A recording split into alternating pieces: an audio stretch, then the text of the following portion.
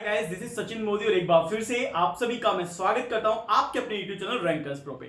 देखिए दोस्तों, आप सभी कह रहे थे कि क्या सर फर्स्ट अटेम्प्ट में एसबीआई पीओ और क्लरिकल जैसे एग्जाम को क्रैक कर सकते हैं या नहीं।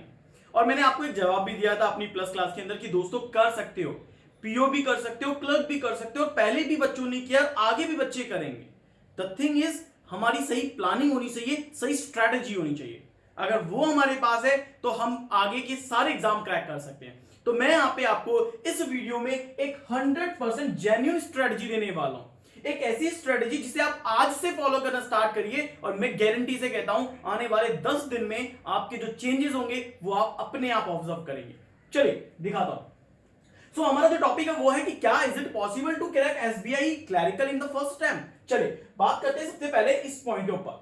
तो आपको कुछ चीजें दोस्तों जो है वो फॉलो करनी पड़ेंगी। देखिए क्या होता है कि कुछ भी पाना है ना लाइफ में, तो कुछ भी पाने के लिए ना हमें उस पर्टिकुलर जो हमारा ड्रीम है, जो हमारा टारगेट है, उसके ऊपर जितनी मेहनत लग सकती है वो मेहनत हमें करनी पड़ेगी।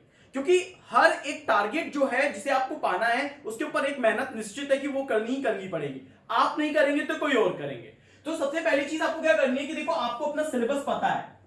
अब जिन्हें नहीं पता, लाइक जो फ्रेशर बच्चे हैं, उन्हें अपना सिलेबस देखना है। मैथ का, रीजनिंग का, इंग्लिश का, जीए का सिलेबस क्या है, क्योंकि मेंस तक जाना है। और जिन्हें ऑलरेडी पता है उनके लिए तो यहां पे टिक लगा दीजिए कि भाई मेरे को सिलेबस तो पता है कि क्या है।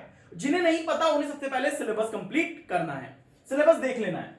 लाइव क्लास, देखिए लाइव क्लास दो तरह के एस्पायरेंट होते हैं, एक प्लस वाला होता है, एक नॉन प्लस वाला होता है। यानी एक जो कहीं से कोर्स परचेज कर लेता है और उसे पढ़ता है, उसे सही तरीके से उसे एक स्ट्रेटजी पढ़ाई मिलती है। और दूसरा वो जिसके पास लाइक वो नहीं पढ़ता है या नहीं खरीदता है वो कोई भी प्लस कोर्स, और वो सेल्फ स्टडी पे बिलीव करता है, वो डिफरेंट डिफरेंट सोर्सेज पे बिलीव करता है, लाइक यूट्यूब की क्लासेस पे या फिर कोई ई बुक के ऊपर या कोई पीडीएफ के ऊपर, वो इन सब के ऊपर बिलीव करता है।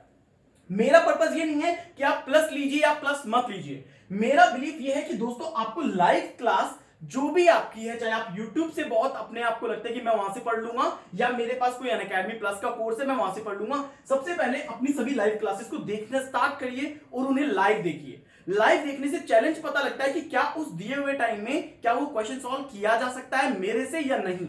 ये नहीं कि वो क्वेश्चन सॉल्व होगा या नहीं, वो ये बात है कि क्या वो क्वेश्चन मैं सॉल्व करूंगा या नहीं कर पाऊंगा। तो लाइव क्लास देखना स्टार्ट करिए। मैं रिकॉर्डेड के लिए आपको हमेशा कहूंगा कि ना, रिकॉर्डेड तब करिए यार जब आपको कहीं लगता है कि मैं कहीं बिजी हूं, मुझे कहीं जाना है, बहुत अर्जेंट है, बहुत प्रायोरिटी है, तब आप रिकॉर्डेड देखिए। अदरवाइज कोशिश करिए सारी क्लासेस लाइव देखने की।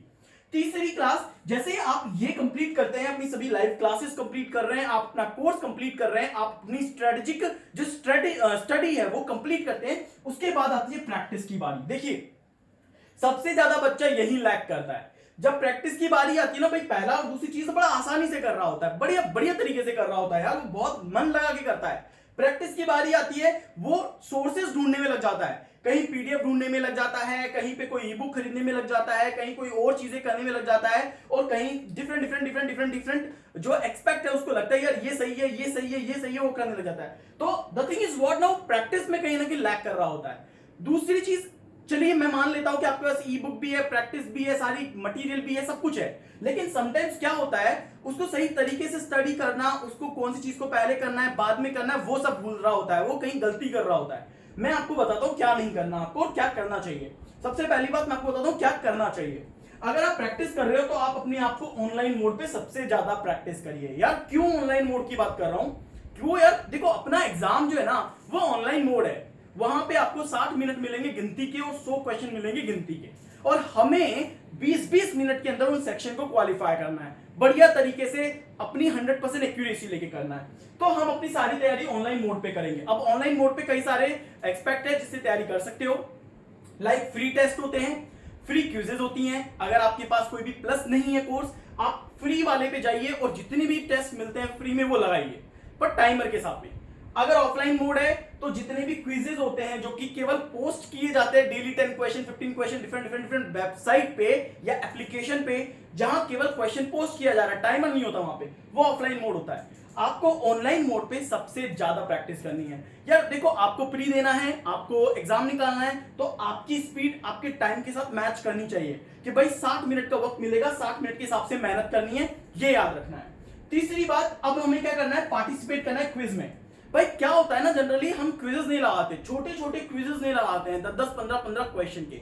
मैं आपसे बस ये कहना चाहता हूं दोस्त, अपने छोटे छोटे क्विजेस लगाना स्टार्ट करो, इसको अपने डेली रूटीन में, ध्यान रखना DR में इसे बोल रहा हूं, डेली रूटीन में आप इसे डालिए कि भाई मुझे रोजाना इसकी 4 क्विज लगानी है, इसकी 2 क्विज लगानी है, इसकी 1 लगानी है, और 1 से स्टार्ट करिए। आप पहले डेली एक एक क्विज लगाइए। अच्छे स्कोर आ रहा है, बुरा स्कोर आ रहा है, कोई नहीं, उसको स्कोर को मत देखिए। फिर आपको लगता है कि दूसरे दिन भाई मैं तो 2 क्विज लगा सकता हूं, 2 2 लगाइए, पर हर सब्जेक्ट की लगाइए। तो आपको यह करना है, आपको क्विज लगानी ही लगानी है। क्लियर है? इसके बाद अगर मैं बात करता हूं तो आपको एक काम करना पड़ेगा यार, you need to be your James Bond. आपको अपना जेम्स बॉन्ड खुद बनना है, और खुद बनने के लिए ना आपको आपके स्ट्रॉन्ग और वीक टॉपिक को पहचानना पड़ेगा। देखिए सेक्शन कभी वीक नहीं होता है।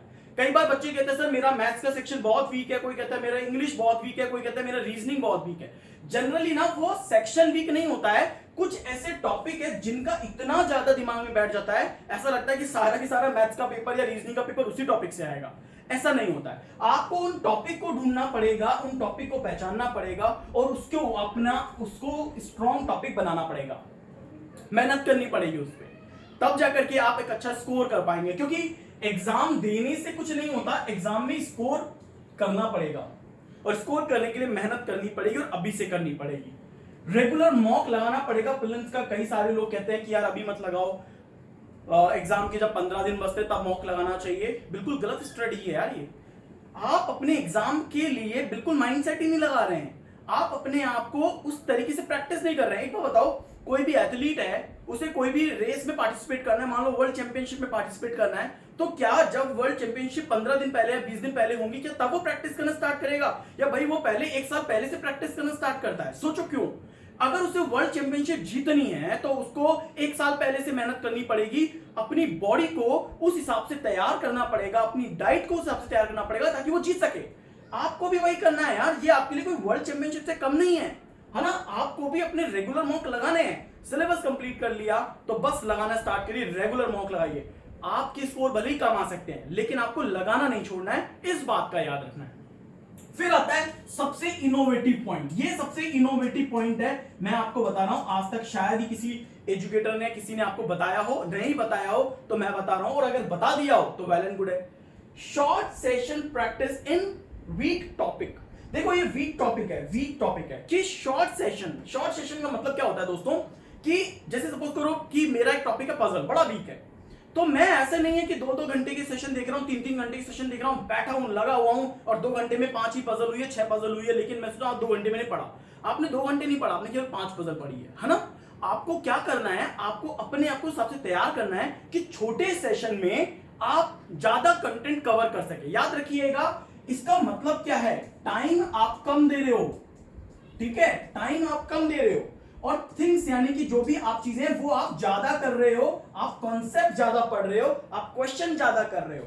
ये इंपॉर्टेंट है। जनरली क्या होता है, इसका वाइस वर्सा हो रहा होता है। एक स्टूडेंट जो है टाइम बहुत ज्यादा दे रहा होता है, कंटेंट बड़ा कम कर रहा होता है। हमें ये नहीं करना है, हमें टाइम कम देना है, कंटेंट ज्यादा पढ़ना है, ये हमें करना पड़ेगा, तब जाकर हम कम समय में अपने समय का सही सदुपयोग कर पाएंगे। सो दोस्तों जुड़े रहिए मेरे साथ। अगर आप ये चीजें करते हैं, रैंकर्स प्रो को फॉलो कर रहे हैं, मैं आपको कह रहा हूं, आपको जो भी मैं स्ट्रेटजी दूंगा वो 100% जेन्युइन होगी।